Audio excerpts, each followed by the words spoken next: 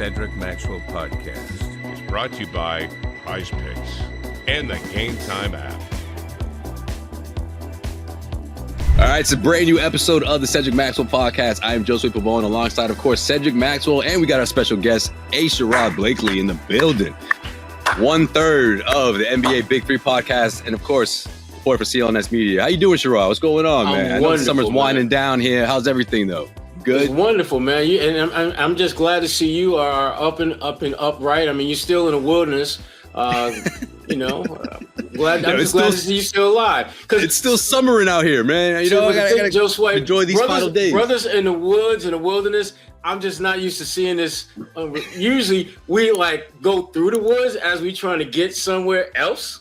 That's like the path that we got to take. But you don't settle here, right? I got you. Nah. You got the tent up. You got a little net behind you, man. You good. You straight. You set up shop. Josue, they it's use cool one thing right now. They use one word: homeless. That's what they normally say. The fancy. Nah, but the tarp. It's the tarp. If we want to get fancy, we'll say an encampment. Yeah, but we understand. Let me make sure we put it out there, Josue. Your parents set up a tent in their backyard for them to socialize, and then you go out there and utilize it as your station. Your station. No, it's my studio. It's my summer studio. He's not broadcasting from an encampment out west. No, he's good. It's my summer studio. We're weeks away from the preseason, and we got plenty to talk about, man. We got Jason Tatum's recent appearance on the Tonight Show, starring Jimmy Fallon. Said a lot of interesting stuff on there. Also got some talk from out of Minnesota with their superstar Anthony Edwards, pretty much telling everyone, like, man, if we can make a significant leap this year, look out. And of course, with that being said, as a response, or what people are speculating as a response to what Jason Tatum said with Jimmy Fallon, is Kyrie Irving changing his picture on IG. All right, also gotta get into that. And lastly, man, we gotta talk about Unc, man. We gotta talk about Shannon Sharpe, right? We gotta talk about his appearance, his IG live, his 1 minute and 13 seconds. Hold on, I gotta make sure my phone is off. Hold on. So what was that? Make sure you don't get hacked. Make sure you're good, right? We're trying to figure out how that happened. These are going to be the death of somebody. We always say it. Facts. These things are dangerous, rather dangerous.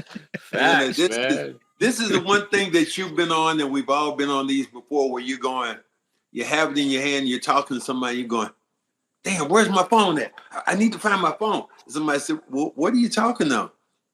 Oh, you got it right. Yeah, that's what happens. Serious? For sure. All right, but first and foremost, yeah. So Jason Tatum hops on with Jimmy Fallon, and he's talking about or predicting rather a rematch against the Dallas Mavericks in 2025. How do you guys feel about that? Because there's a lot of hungry teams out west, man. There's a lot of guys, a lot of teams out there that see a path, and I don't know, man. I don't know if it's going to be as easy for Dallas, compared to other teams. I don't see it happening.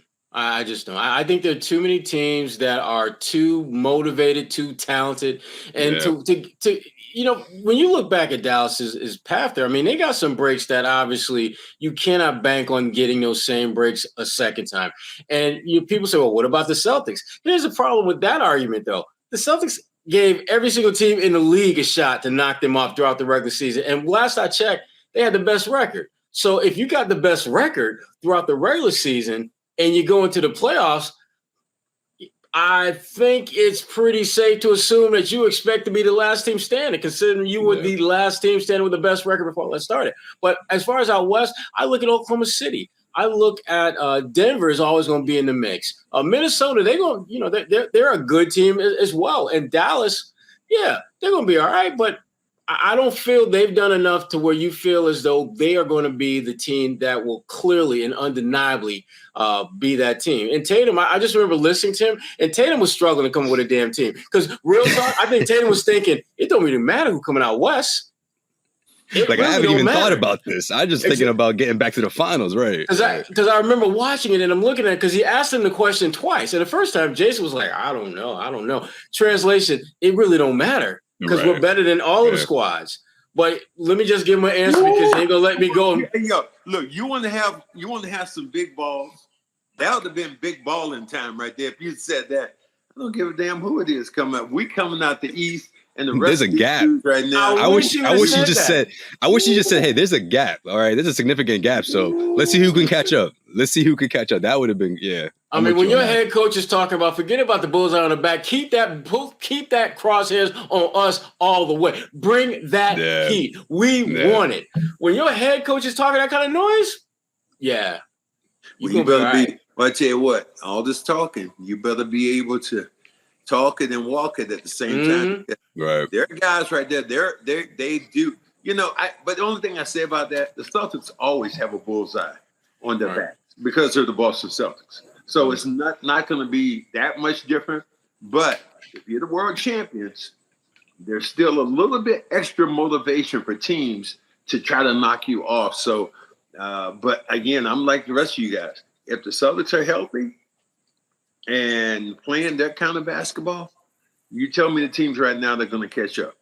Are we talking about Philadelphia being that team? I don't think so. The Knicks are a good team. New York's interesting. New York's interesting, but if Porzingis is playing, right, that creates a whole nother set of problems for the Knicks and anybody out there, because that 7-footer creates a situation that is damn near impossible to stop.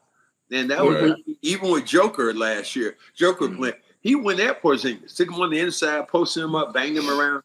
But when Porzingis can step out from 25 feet away and has the ability to put the ball on the floor and get to the cup, boy, and we're not even talking, and he's not your main weapon. That's your fourth option. That's your third or fourth option. He's not your main weapon. And that's what the problem is for the rest of this league right now. The main weapons are Tatum and Brown. They're going to get better this year. Right. Derek White was damn near all-star. Drew Holiday, Olympian, 2-time champion, on a roll right now.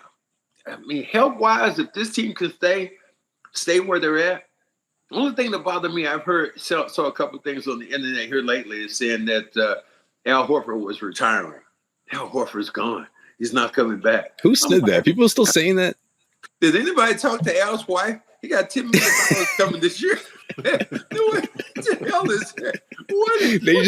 They just brought the Larry O'Brien trophy to the Dominican Republic, man. He ain't going nowhere. He ain't even thinking about retiring. Brought the trophy with Joe Mazzulla and the trophy. So that's right. And the head coach, he's like, "Let's go on vacation real quick, coach." That's a great moment for him. And he damn near needed to have that whole plane for the size of his family. Facts. Because that's true. Good point. He got a little Hartford army that comes through there all the time, which is it's funny to see. They're the cutest kids. The wife is gorgeous, but man, it's a bunch of them. And the nanny, he has to have about 6 to 8 chairs up there right behind the bench, which is crazy. Yo, his biggest fan, Ian, man, he could pass for like 13, 14. That boy's 8. It's like that's a big family. Yeah, that is a big family. That boy's going to be big. He's going to be big. He's going to be handsome as hell. I mean, he looks like his mini-me. Those Celtic kids right now, when you're talking about Tatum's kids and Al Horford's kids, there's some handsome lots of young men that are coming up through the ranks, boy. It's going to be tough.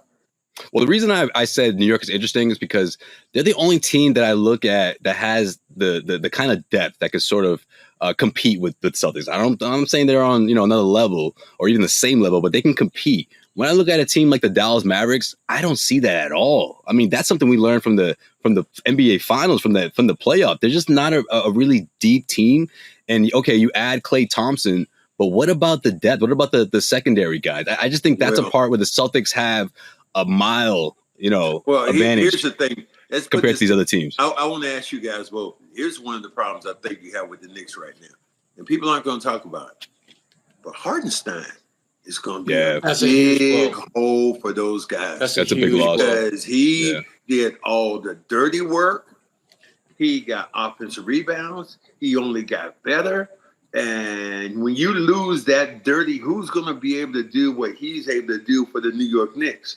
And that they don't have that. And that's going to be a problem. Yeah. They can score the basketball. But now to defend the basketball, that's going to be tough. Yeah, because, you can't bank on Mitchell Robinson being that dude, because you might as well put him and Rob Williams in the same boat because it's incredibly talented, Love it when they play. If only we could have them play more. They just that's a problem for New York. I mean, Hartenstein. I mean, to me, when you look at the run that they went on, as great as Brunson was, because he can ball out. To me, Isaiah Hartenstein was the difference in them being able to advance from one round to the next, because he does all the things that no one wants to do, but your coach is telling you we need someone to do this, and he's like, I got it. You need me to go out and get you 18, 19 rebounds? I can do that. I don't need to get any shots other than the offensive rebounds I grab. And when I get them, I'm kicking them out to Jalen and let him do what he do. They don't have anyone like that. And they're a better team now. They're not without him. They're a better team as far as the things that they've added in the offseason and re-signing guys. But overall, I think that they've taken a step back by not finding a legitimate replacement for him. Well, I don't know who you find to do those jobs, because as that job is a hard job. But not a lot of people want to do that particular job. Most guys in the NBA, they want to put up there. I got 3, I made 3, and the dance and all this other kind of stuff.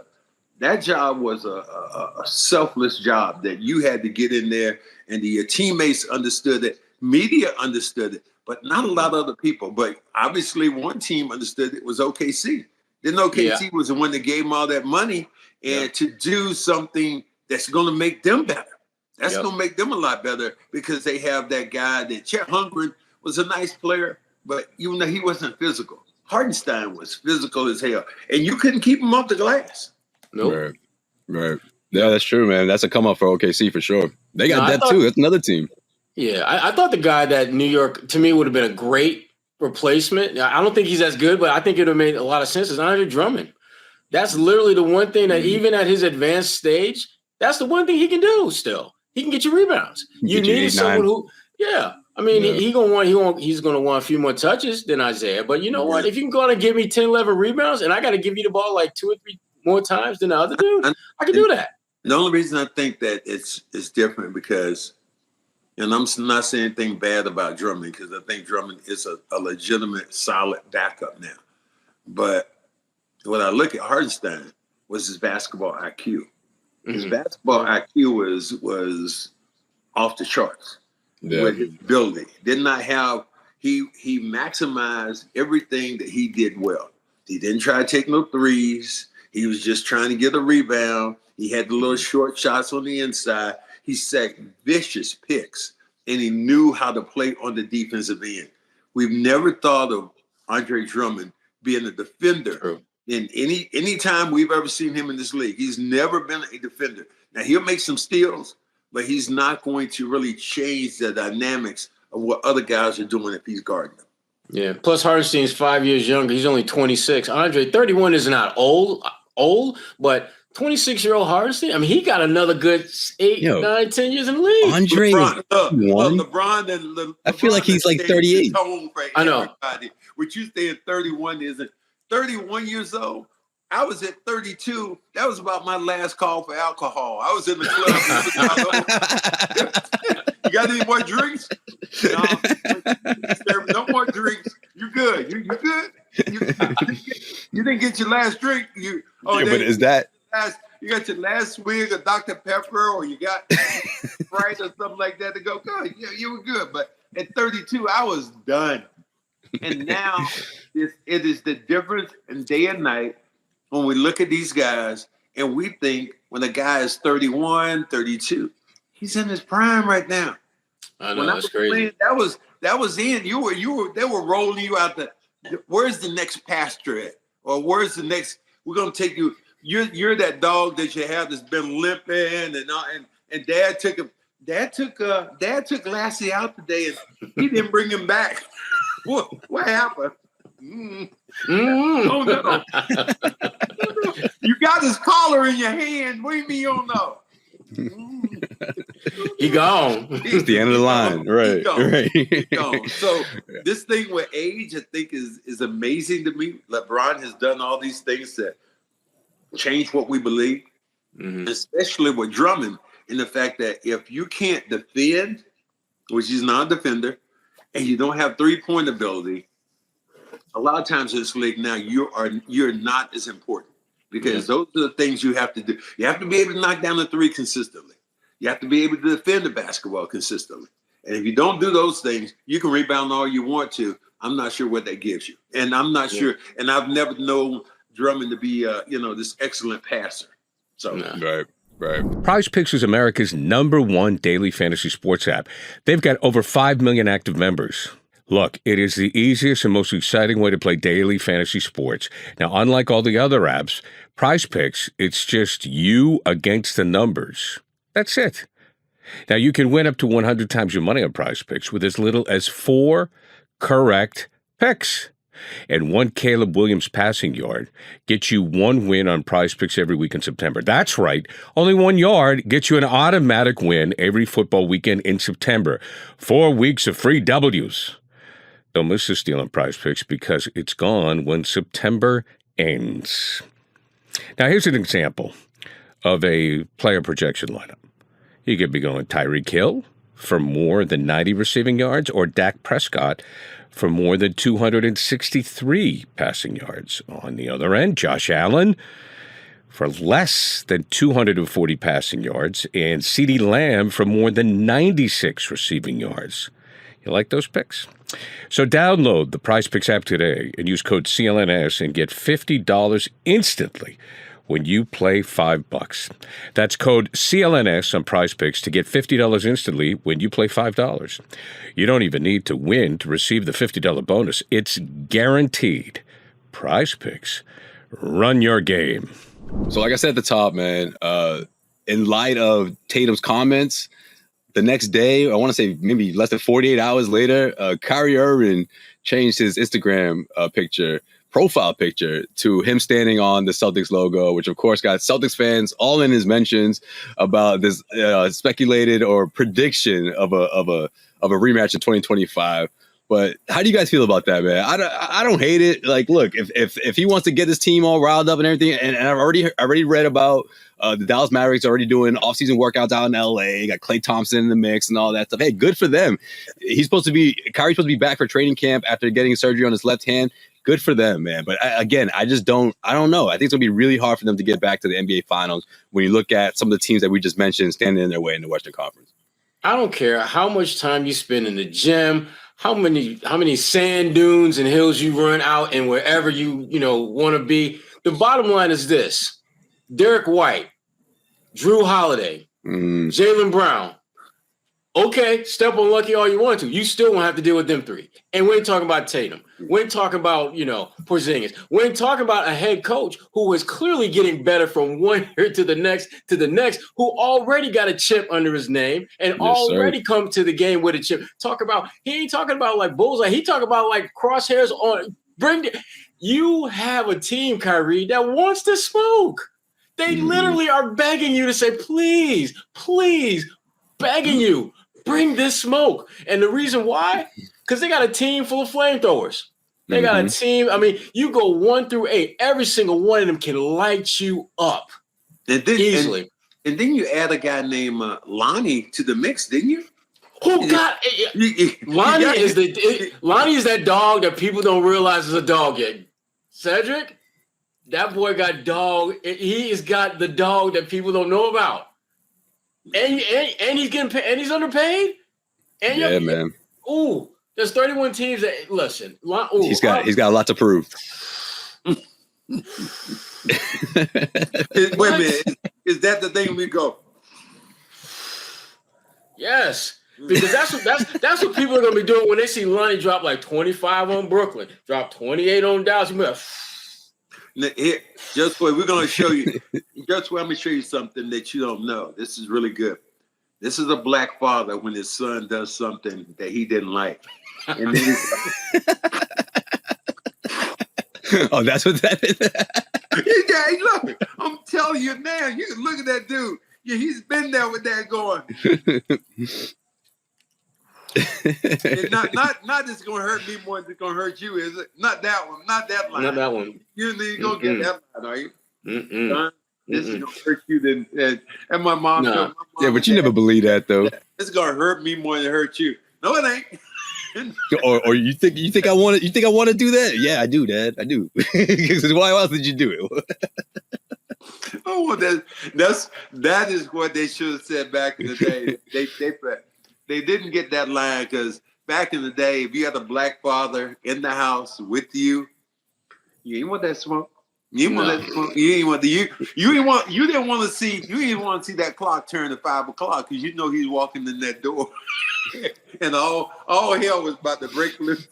When you hear them keys jingling, oh that man. door. Or even before that, when your mom just say, "Well, when did your dad get home? When did your dad?" When you hear the key jingling, hey, it was like this. When you have a fence, you can hear the fence. Do it like this. You ain't even got hit yet. Oh, see, no, that's you on the other end of that exchange. I can tell, man. That's you. You. There's no question. There was no question. Manny Maxwell was in the military, and he was a gunny sergeant, and he was coming home every day at 5 o'clock. He rolling in there precisely, and there's some shit that jumped down. My mom or the woman who was keeping us already told him, and now you look. That's 1,700 hours. You knew what's up. Yeah, huh? you just going on. You know what?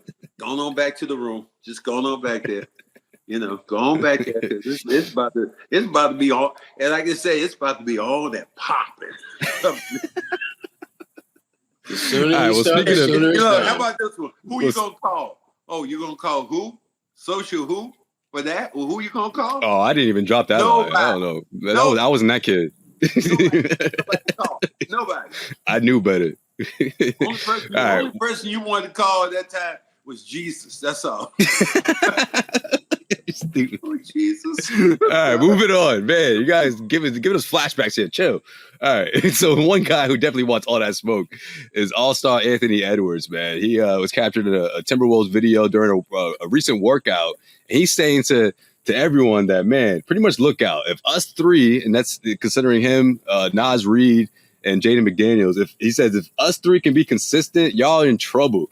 We just got to grow early. If we can somehow become older than we are early, we gotta grow early. That's pretty much what he said. That's exactly what he said, actually. And it's a funny way to put it, but then when you look at the way this team is built, these three individuals, like 25 and under, there's a window there for sure, but I don't know how they reach their full potential this year. I don't know if that happens. It's not about those three because they're going to play well.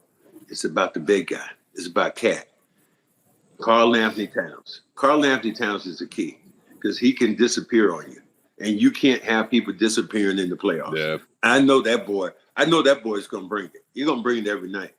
But Karl Anthony Towns and Rudy Gobert, yeah, those two aren't playing well.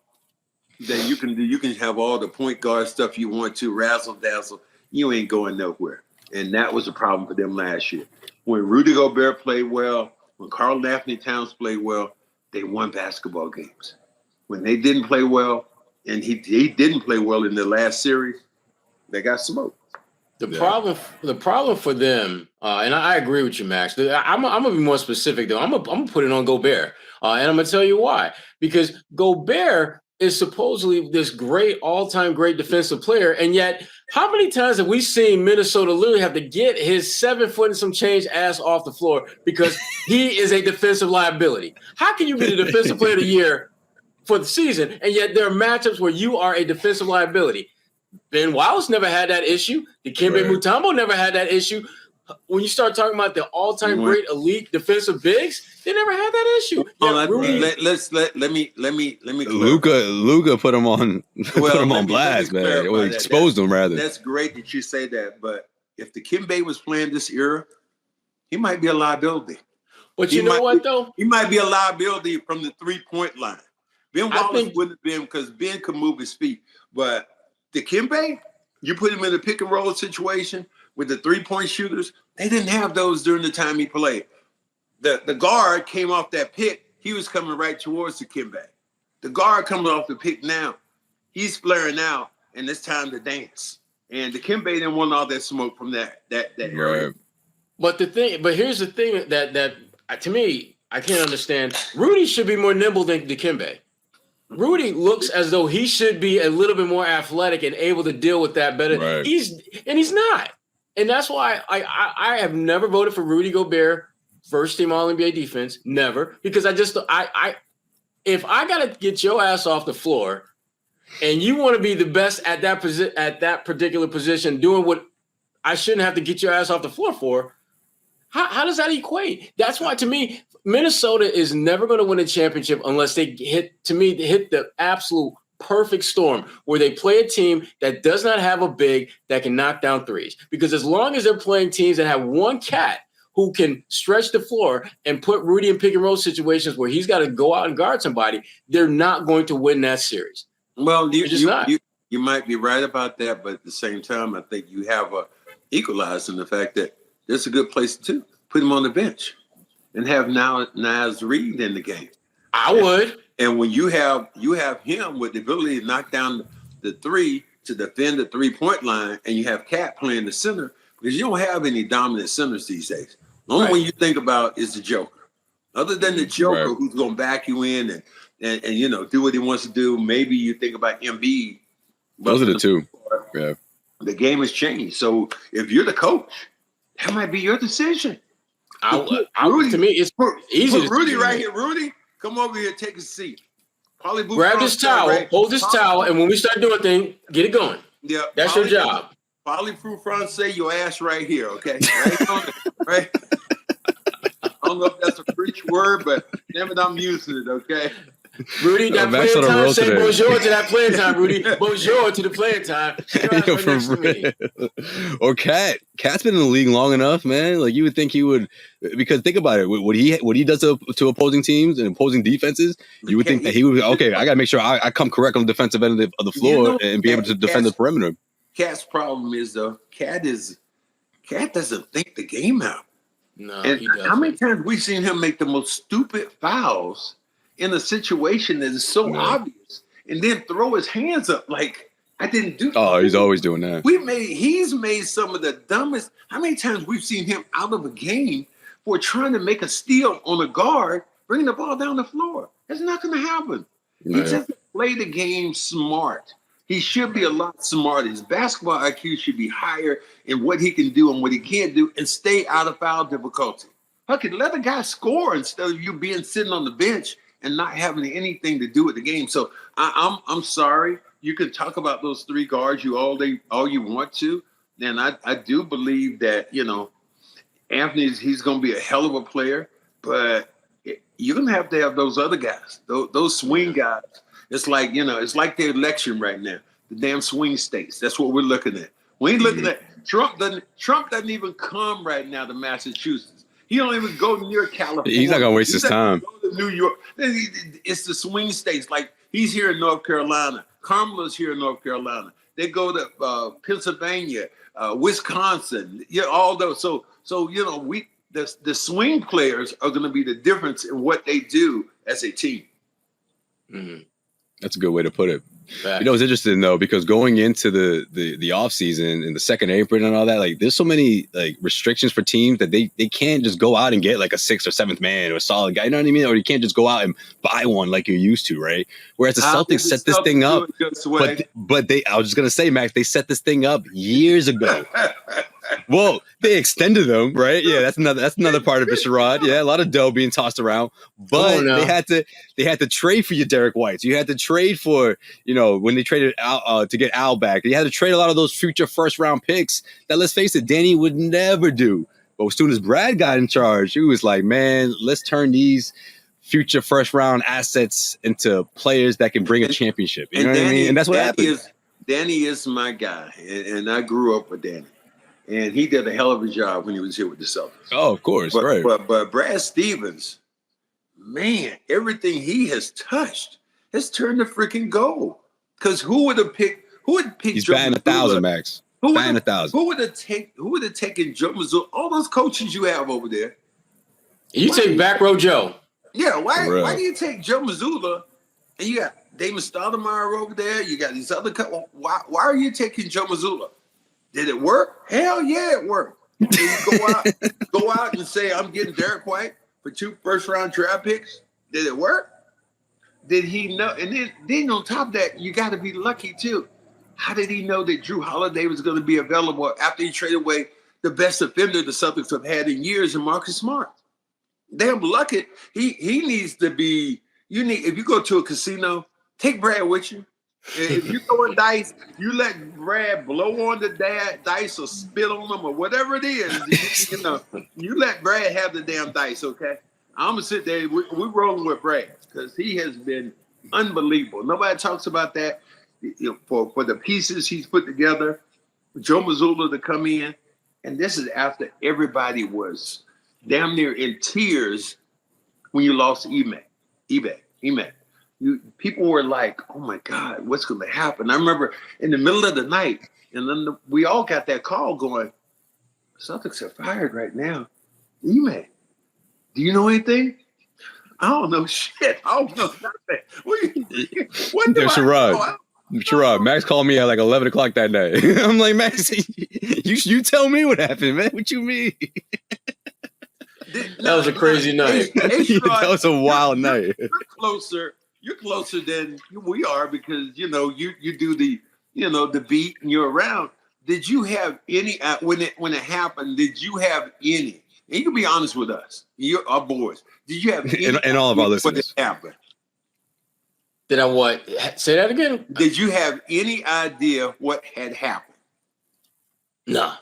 Okay. No. I mean, the thing about Ime was that I didn't think they would have the cojones to fire him, to be honest with you. Neither did he, Sherrod. Because, I mean, the dude went to the damn finals his first year. I mean, it's Boston. It's the Celtics. Not his first year in Boston. His first year as a head coach. Mm-hmm. And it's just like, do I think it was right that he was feeling himself like that? No. Do I understand it? Absolutely. Absolutely. I mean, to me, it's like being thrown into a team and say, you're going to be our starting quarterback. We're just going to, this would be a year of growth. And next thing you know, you're playing in a Super Bowl as maybe like a late first round or late draft pick, but you're in the Super Bowl as a rookie.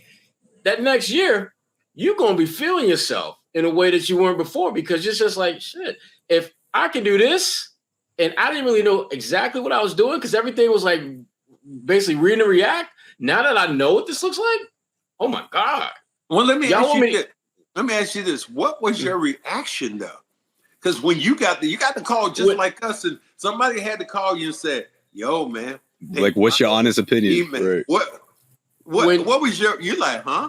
What? When they said that he was fired, I'm thinking like, okay, so they must know exactly who they got to replace him. And then when it was clear that, they really did, it's like, oh, fuck.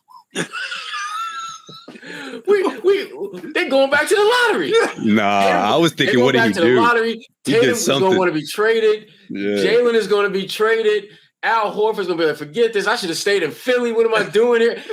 It's about to get ugly. I'm thinking like, this is about to get real, real ugly. And then Brad had a rough season. Then he gets promoted to G. What? Yeah. What the hell is going on here?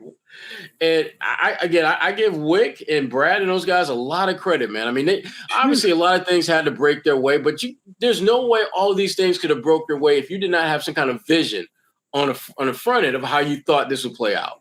But you cannot have a vision when you're blindsided. When you're blindsided, you don't have a vision. I think something happened. You're going, what?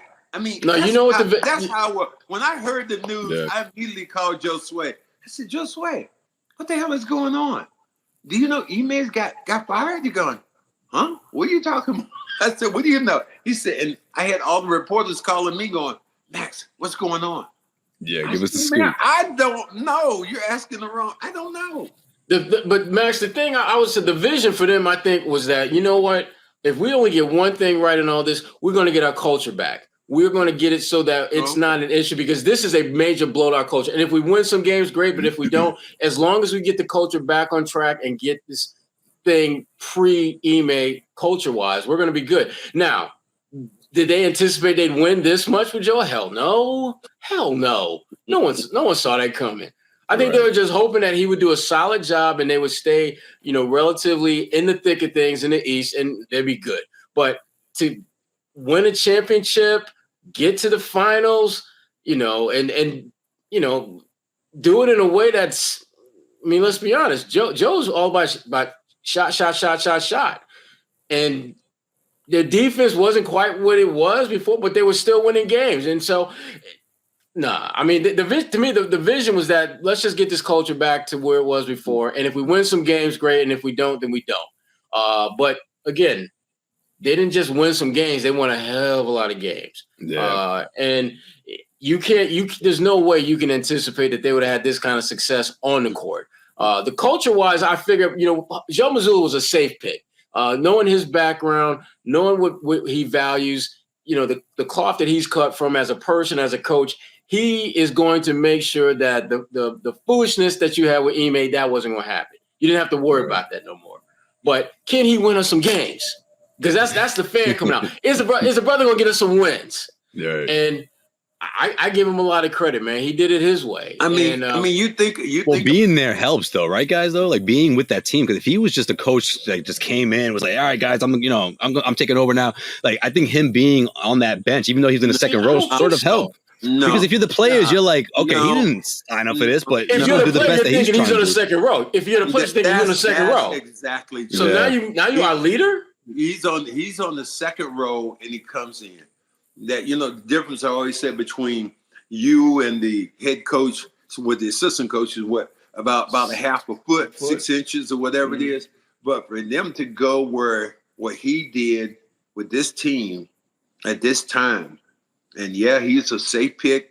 His wife sits behind the bench. I talked to him. His wife. They break down tape together. Last thing I want to do if I was coaching is have my wife telling me about what happened in the play. I'd be like, here, wait, let's get this Max thing. Cook me some bacon and eggs or something. Go ahead. You got to put the Max in there. Somebody come back. No, I don't want my wife doing that. But in meeting his wife, what you listen to her basketball IQ and what she knows about the game. Oh my God, you can't have a better person beside you.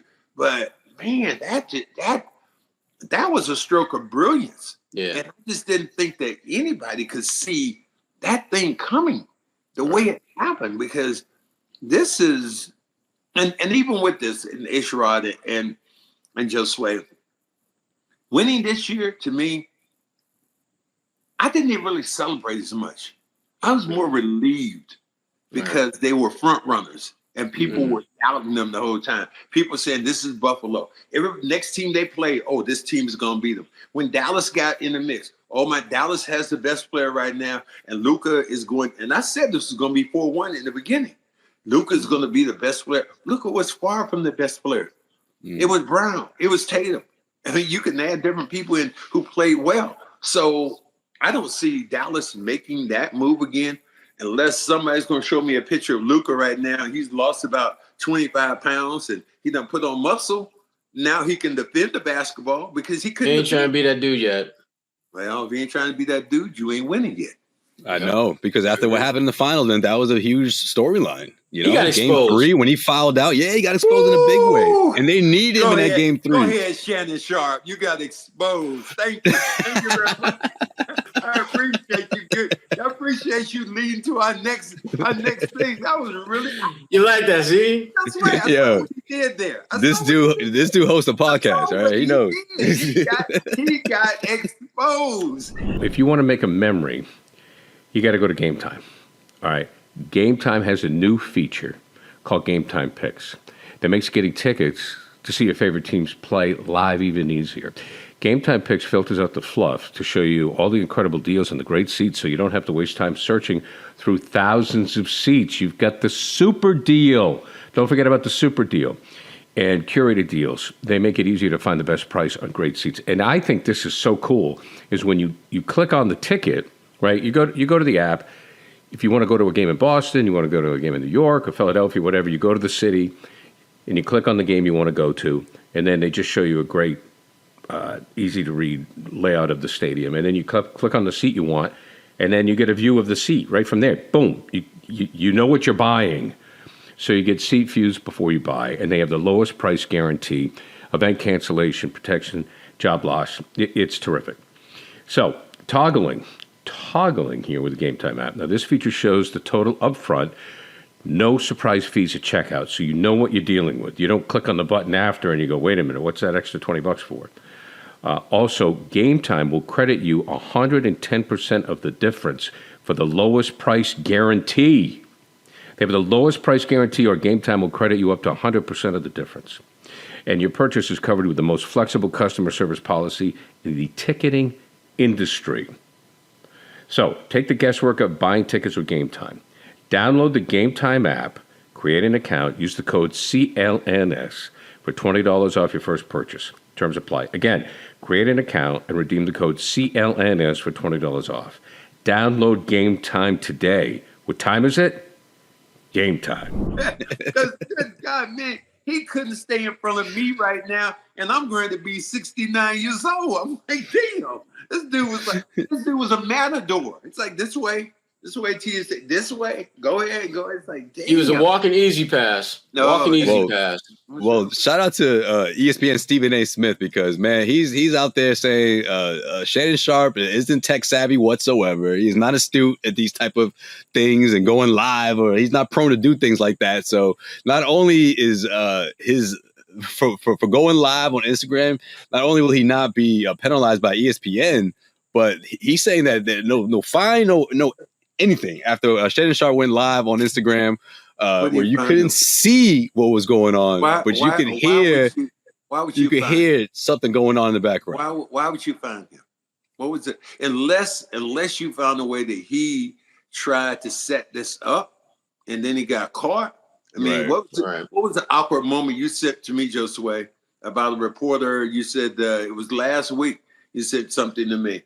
It was about the reporter that got caught. He was on the SC. You said he was kind of doing something. He wasn't on camera and didn't have any clothes on. You're talking about what's his name? Your boy Tubin. Tubin made an appearance for the first time in years after that. Yeah. That wasn't a Tubin moment. So, yeah, but that was the Zoom. That was the Zoom era. Not to excuse that man. You're talking about Tubin from CNN. Yeah. So he made a public appearance on, I think it was CNN actually, for the first time in like years or whatever. And they made some light of it. I sent it to Max as a joke because when that story first broke, man, you thought that was the funniest thing ever. But I was saying how everyone was trying to adapt to the new, Zoom era, 2020, COVID, all that. And some people just, forget that they were on or whatever, but that's not the case here. This is something different, man. Like, how does that happen? Okay, I need to know. Like, someone needs to break down how that happens, because you have to specifically try to go live. Like, it isn't something you just hit a button by mistake. I don't know, man. I don't here's the thing I believe, and I don't think he was hacked either. No, I think it was a mistake, because why would he need that publicity? He's already one of the most popular guys around. Right. There's nothing to gain. Yeah, there's absolutely nothing to gain in that situation. If you're Shannon Sharpe, you're going, well, let me do this. Let me put something on so they can think that I'm screwing here, and this is going to make me more popular. No, there's nothing there was no gain he could get out of that at all. So I'll give him mistake all day long. And you know me. Oh no, man. Someone's trying to cancel him. Someone's trying to set up Unk. I don't have it, Josue. You know I am not savvy at all. So my phone could be recording right now. I would have no idea. How many times had my mom called me going, hey, your butt called me. And guess what? I listened to you. You were cursing like a sailor. Yo, parents will not hang up the phone if you ever butt dial. They will listen as if like you just gave them a line to tap into your cell phone. They're like, oh, this is my lucky day. Like, parents, I remember one time, man, in college or even after college, I looked at my phone. The timer was at like 12 minutes. And I was like, hello? Like, yo, Pops is just sitting there listening to or moms or whoever. Yo. I'm like, damn. But no, man, someone's trying to cancel Unk, man. I'm going with that. God. Someone's trying to cancel Shannon Sharpe, man. I don't know. I think Unk just is. I don't know what he did, but I don't think he did it intentionally. I think it was an accident. There's just no logic behind why he would do this intentionally. And when you ain't tech savvy and you hitting buttons and you don't realize you're hitting buttons and you put your phone away thinking you put it away when in fact you probably hit some buttons you weren't supposed to push. Yeah, I can see it happening. He said, Michelle, you ready? Yeah, that's true. But you know what? Just the way we've all had situations where we have our phone and somebody has, and you put it down, and you're done with the call. You've hung up, but somehow you open up something else and you hear somebody going, "Hello, hello, hello." Yeah, that's true. That could be the same thing. Could be the same thing. Yeah. So I saw nothing. The thing I want to know, Who Michelle? Who the hell is Michelle? That's what I'm saying. Girl, what's your name? Because you know, Yeah. You know her phone was blowing up. Somebody knows both of them and be like, "Damn, Michelle, he put your business on Front Street, girl." You think that we ain't gonna get a picture of Michelle? Oh, You think we don't get I'm a picture? surprised we haven't already. Michelle ain't coming pretty soon. I'm disappointed. I'm disappointed in TMZ right about now. Yeah, I was fully expecting. They're trying. They're trying. You know they are. You fully expecting them to put something out, right? Or something. Yeah, I was expecting to see Michelle by now. and just how popular he's become, and it's really funny though. God has a funny way of working things, though. You know, and I'm not saying things wrong with Shannon Sharpe. I think he's been great with what he's done. But when he had that whole thing, and and Cat Williams, that just shot him to a whole nother level. But it was a lot of trash going in that thing. Mm-hmm. You don't think God turned around and said, "Well, let me expose you a little bit. Let me do the same thing that you did to other people. Let me see how that works out." Well, ever since the Cat Williams interview, a lot of other interviews after that have been sort of along those lines in terms of like guys getting things off their chest or opening up about stuff or even calling out a certain individual. So yeah, maybe. I mean, Shannon's just been the host, man. And if you ask me, he's done a tremendous job. He's not just out there trying to put out salacious information or anything. Like he's a genuine journalist. He does his research. It's a really good. It's a unique craft. And he's got a lot of guys that I'm into. Comedians like Marlon Wayans had a terrific conversation with him, and of course Cat Williams was the one that went viral. But yeah, I'm a huge. Max, I'm a huge fan of comedy, and he got a lot of comedians on, and I love it, man. He does a really good job. Well, but I'm just glad he still got a job. I'm glad he's still with ESPN. So I think good for Shannon. I think the thing he's really done to me is he's. And I'll say this in the most easy way as I can. I think he's made the podcast part of that ghetto fabulous now. And what I mean by ghetto fabulous is that, what are the cigars you're smoking? And he's drinking, what kind of cognac. Liquor? He's got his own cognac. Cognac, and so he's going to like this. This is like the boys sitting around like that. Yes. Yo, man, let's go with Joe's house, man. Let's kick right. And that's what gets people to open up. Exactly. And he's made his podcast seems to be the same way. I mean, I think but his guests are a little bit more. His guests are a lot more popular, but he brings them down to his level, and you can see him up there.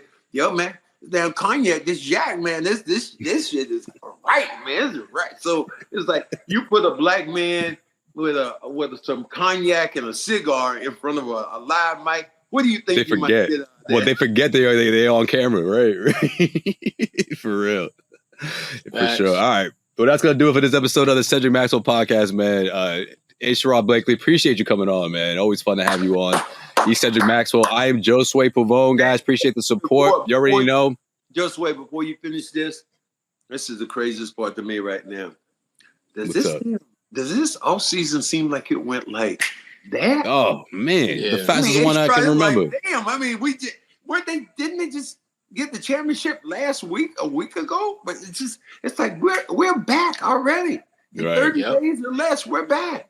Yeah, it's crazy, man. Preseason's like 2 weeks away, pretty much, or 3 weeks away. Ooh. Yeah, we're almost there, guys. So it's gonna be time that the NBA is gonna be back, man. And a lot of teams, a lot of competition ahead of us, man. I can't wait for it to all unfold for sure. But yeah, man, a couple weeks left, so we still got plenty of episodes leading you into the NBA season. So stay tuned, and of course, a lot more special guests. I am Josue Pavon. He is Cedric Maxwell. Once again, thank you, Sherrod Blakely, and we'll see you guys next week. Keep them phones locked, y'all. Keep them phones locked. Yes. Facts. Let that be a lesson for sure. Let that be the public service announcement of the day. Keep them phones locked. Hey, Michelle. Put the PSA right here. Michelle, holler at me. Holler at your boy. Holler at your boy over here. Yeah, we'll get the exclusive. Come on, we'll do the interview here.